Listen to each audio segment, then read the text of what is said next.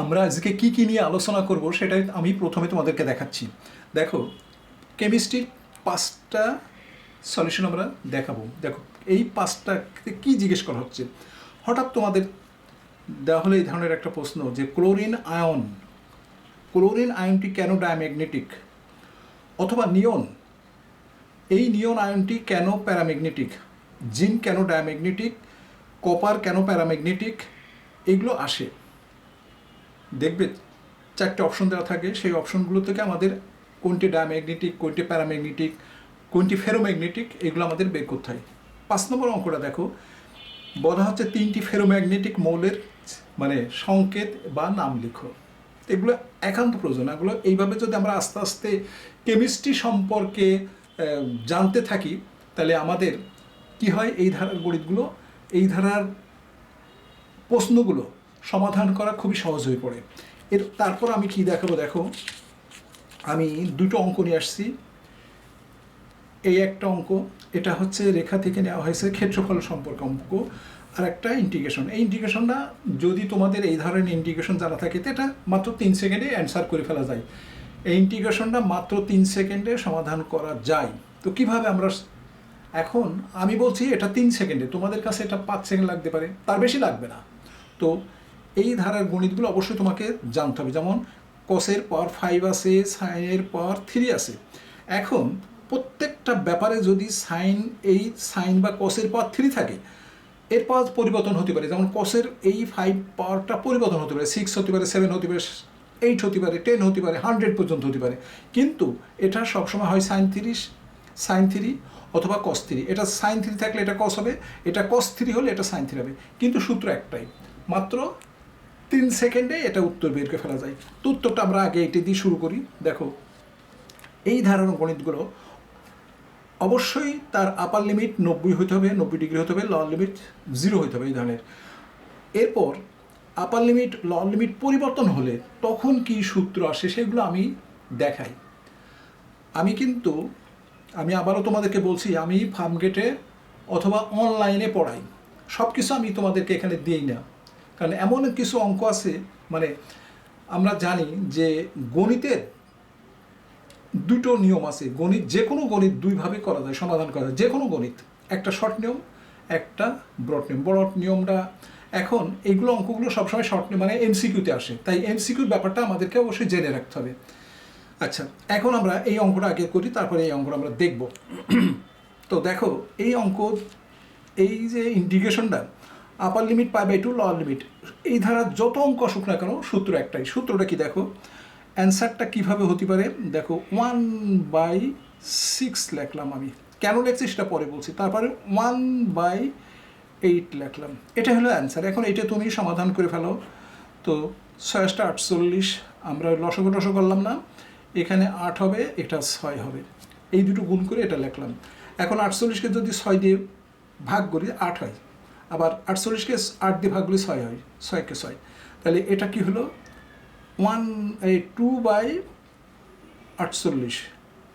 তাহলে 2/48 হলো, এটাকে 2/48, তাহলে কি হলো, অ্যান্সারটা হলো 1/24। দেখো, এই অঙ্কটার সলিউশন হচ্ছে 1/24। তো এখন কথা হলো কি, যে এইরকম এখানে যদি অঙ্কটা এরকম থাকতো, আমি আরেকটা অঙ্ক একটু দেখাই তোমাদেরকে। মনে করো ওই আপার লিমিট π/2, লোয়ার লিমিট 0। মনে করো এখানে সাইন 18 বা সাইন 11 দিয়ে দিলাম, সাইন 11x cos 3x।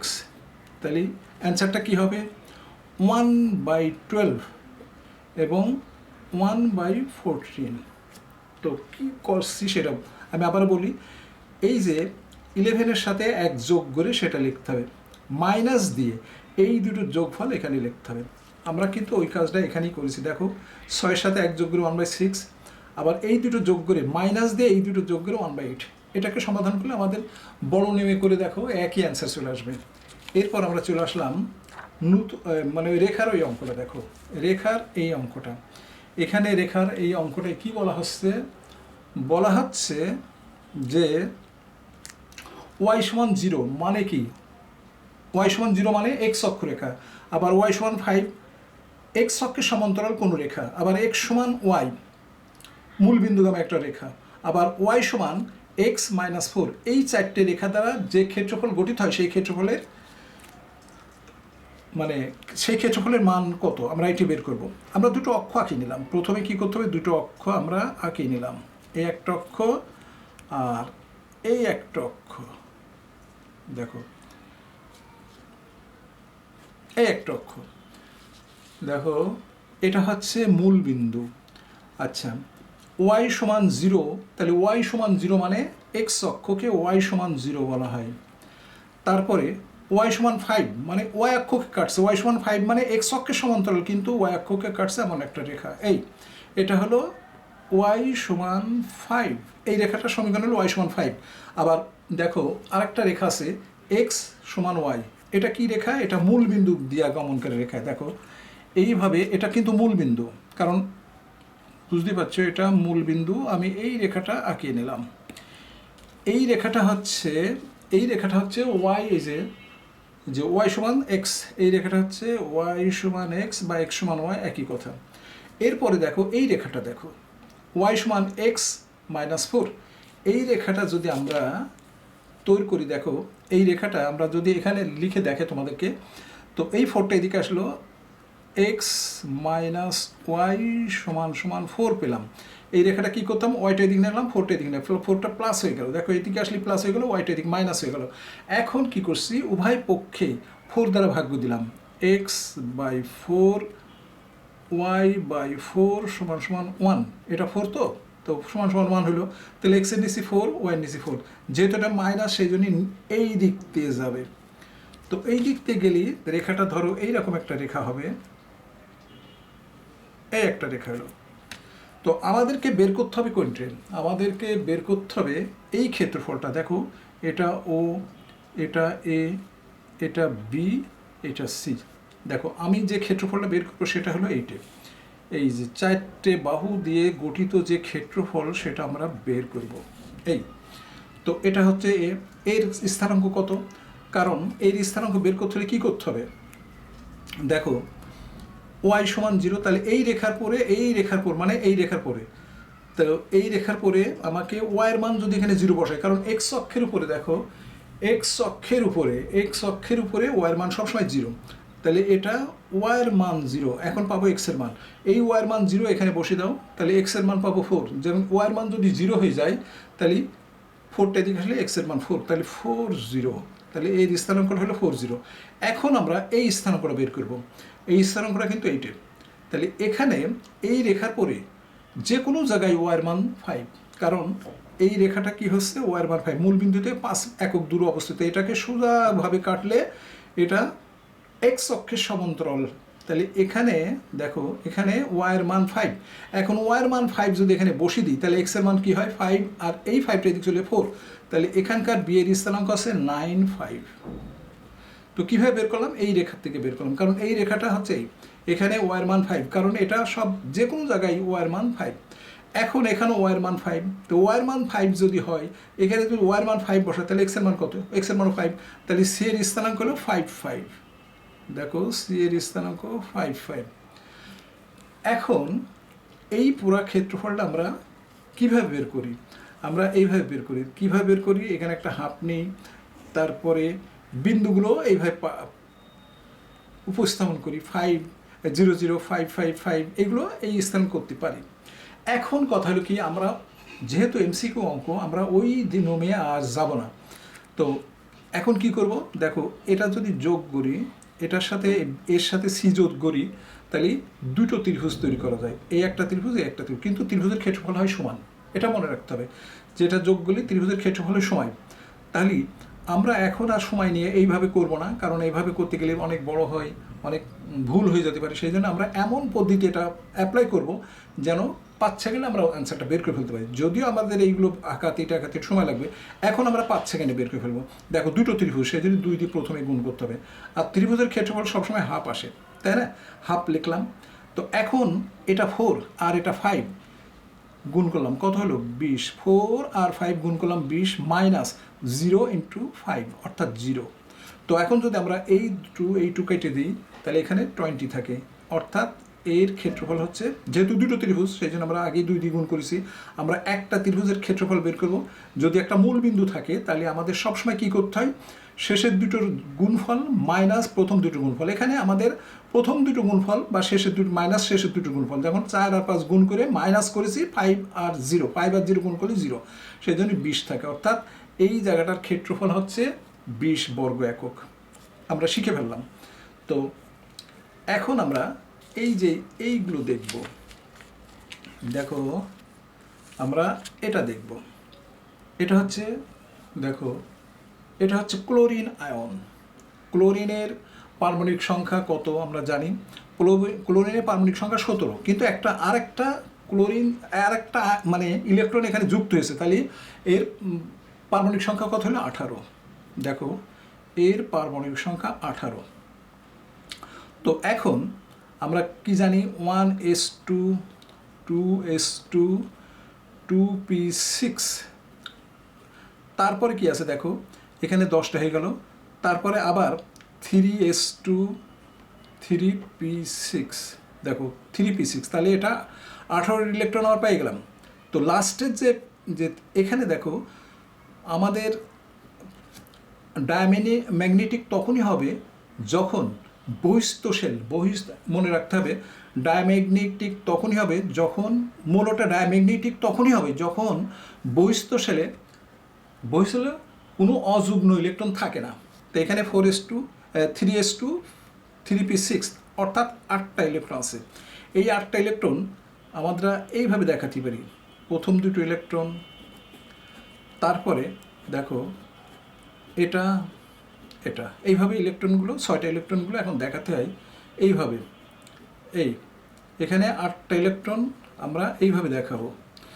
এখানে যদি একটা ইলেকট্রন থাকে তখন সেটা হবে প্যারাম্যাগনেটিক, যেহেতু এটা কি হয়েছে বহিস্থ শেলে। দেখো 3s2 3p6, 6 আর 2 8, এই 8টা ইলেকট্রন, এটা হলো এস আর এটা তো পিতে, এটা px, এটা py, এটা pz।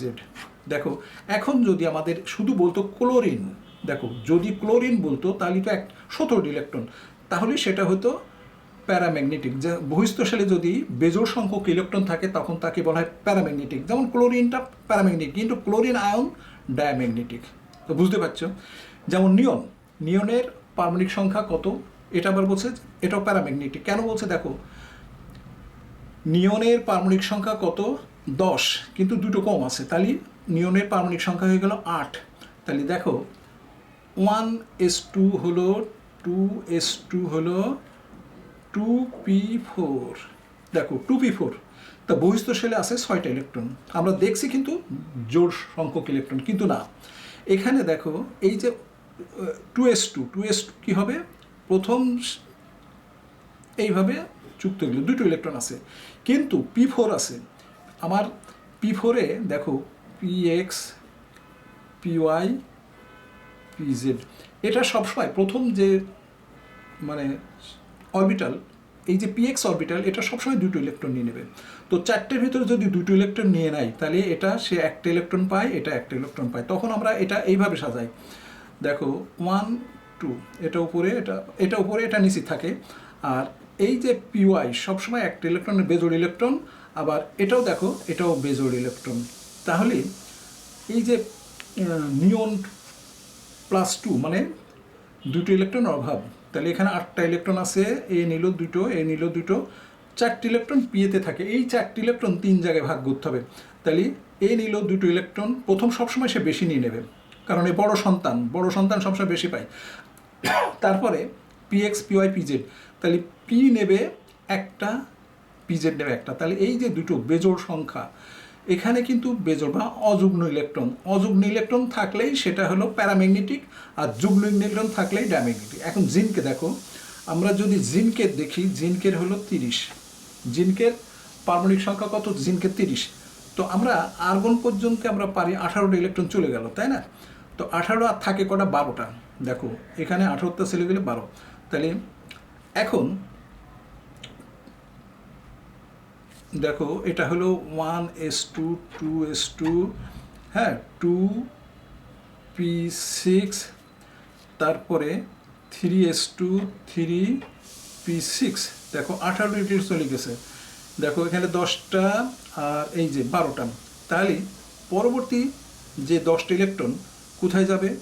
3p6, এই তো 6 লিখে ফেলেছি, 3d10 4s2, তাহলে বহিস্থ শেলে থাকছে কটা দেখো, বহিস্থ শেলে থাকছে 3d10 এবং 4s2। তো 4s2 তো আমরা এইভাবে দেখাতে পারি যে 4s2 প্রথমে চলে গেল 4s2, একটা দুটো চলে গেল, এই 4s2 চলে গেল, থাকে 10টা। আমরা জানি ডিতে কয়টা অরবিটাল থাকে? 5টা ইলেকট্রন। তো প্রতি ইয়েতে দেখো প্রতি অরবিটালে 2টো ইলেকট্রন দিলে এটা জোড় সংখ্যায় গঠন করে, কারণ বাকি যে 10টা ইলেকট্রন আমরা 5টা অরবিটালে ভাগ করতে পারি 2 করে, সেজন্য এটা কি জোড় ইলেকট্রন। বহিস্থ শেলে কি আসছে? জোড় সংখ্যক ইলেকট্রন আসছে। জোড় সংখ্যক ইলেকট্রন আসলে আমরা কি বলতে পারি? ডায়াম্যাগনেটিক। বহিস্থ শেলে যখন জোড় সংখ্যক ইলেকট্রন থাকে সেটাকে বলি ডায়াম্যাগনেটিক। আর কপারটা তো বুঝতে পারছো, কপারের সর্বশেষ ইলেকট্রন সংখ্যা কটা থাকে, মানে কপারে থাকে 29টা, জিনকেসে একটা কম থাকে 29, এই 29 তুমি দেখো 18টা বাদ দাও, তাহলে আর থাকে 9টা, না 11টা থাকে। 11টা থাকলে আমি কি করলাম? 4s1 নিয়ে নিলাম, আর ডি অরবিটালে 10টা ইলেকট্রন, দেখো 4s1 অর্থাৎ একটা ইলেকট্রন থাকছে এখানে। বহিস্থ শেলে একটা ইলেকট্রন থাকছে আর এটা দুটো করে থাকে, কারণ ডি অরবিটালে 10টা ইলেকট্রন আছে, এই 10টা প্রত্যেকটা দুটো করে থাকছে, কিন্তু এখানে তো 4s1 একটা বেজোড়িয়াস ইলেকট্রন শেষ অবিস্তারে আসছে, অর্থাৎ অযুগ্ম ইলেকট্রন। আর অযুগ্ম ইলেকট্রন থাকলে আমরা কি বলতে পারি? প্যারাম্যাগনেটিক।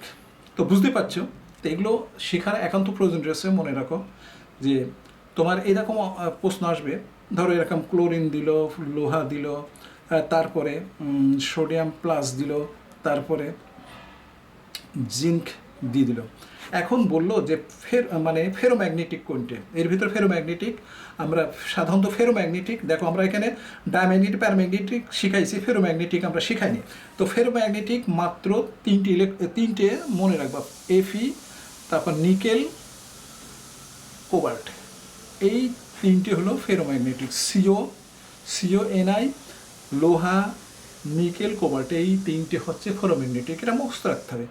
তো এই তিনটে যে কোনো একটা থাকতে পারলে সেটা হলো তোমাকে বলে দিতে পারে যে ফেরোম্যাগনেটিক কোনটে। আবার এগুলো থাকার পরও তোমার বলতে পারে প্যারাম্যাগনেটিক কোনটে। প্যারাম্যাগনেটিক যেমন ক্লোরিন একটা প্যারাম্যাগনেটিক, কেন? আবার ক্লোরিন একটা ডায়াম্যাগনেটিক, কেন জানো তো? এটা একটু আগে শেখালাম। তো এইসব নিয়মগুলো অবশ্যই তোমাদেরকে শিখতে হবে। পরীক্ষা ভালো করতে হলে অবশ্যই এই কেমিস্ট্রিগুলো তোমাদের শিখতে হবে। আমি কিন্তু তোমাদের একটা কথা বলি, আমি ফিজিক্স কেমিস্ট্রি সব কিছু দেখাই। তো আগামীতে কখনো ফিজিক্স নিয়ে আসবো, কখনো কেমিস্ট্রি নিয়ে আসবো। তো বুঝতে পারছো, তাহলে এই যে জিনিসগুলো শিখছো, এটা মাঝে মাঝে তোমাদেরকে দেখতে হবে যে কিভাবে এগুলো সমাধান করতে হয়। তো আজ এই পর্যন্তই।